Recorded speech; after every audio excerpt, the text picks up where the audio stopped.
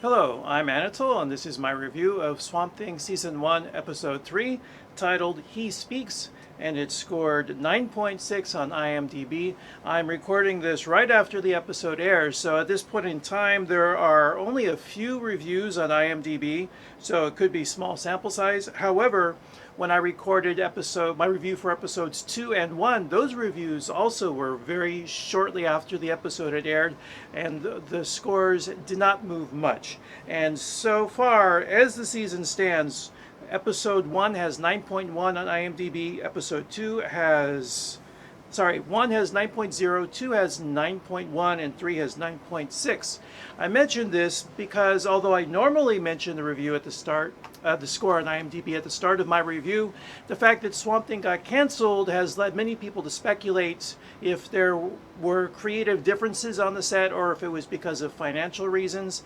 And as we are now, we don't really know. I keep watching in anticipation that the story is going to veer and that the plot is going to begin to become ludicrous and hackneyed.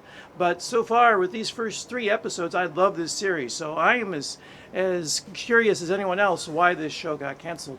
One thing that I thought was really interesting in the series, in the show up to now, is that everything that should be scary to us, everything that should be a horror movie trope, is being inverted and is proving to be good. So the monster from the swamp, the creature from the Black Lagoon should be bad, but instead him and the disease that created him are fighting for the side of humanity. And the things that should be guarding humanity, the civil institutions such as the police, the newspaper, the judiciary branch, the big business, those things are sided against humanity.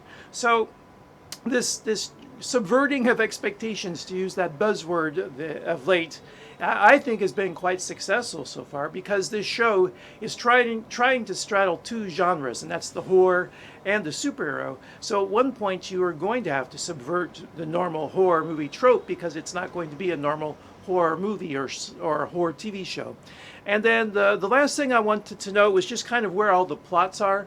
And I thought this episode kind of put us in the place of the beginning to give us reversals in the story. So we get to see the man the actor, Jack Ryder, no, Jack Ryder's Creeper, but the man who played Blue Devil, I can't remember the character's name. He's given the hint that his fate is about to turn. The wife of Sunderland. The wife of Sunderland is given a hint from the dead spirit of her daughter that her husband has been cheating on her and is no longer in love with her. That's providing the impetus for what is going to be a twist in that plot development. And we got to see more about the afterlife. So that's a definite horror genre element. So all these things that the show is attempting to be, and that is the horror and the Southern Gothic, and just a touch of superhero, much more like the Incredible Hulk and less like Batman or Superman. And it's holding to this Swamp Thing, 2 appearances of the Swamp Thing per episode, just like the Incredible Hulk. So I have to believe that TV show was a model for how they are executing the ideas in this TV show.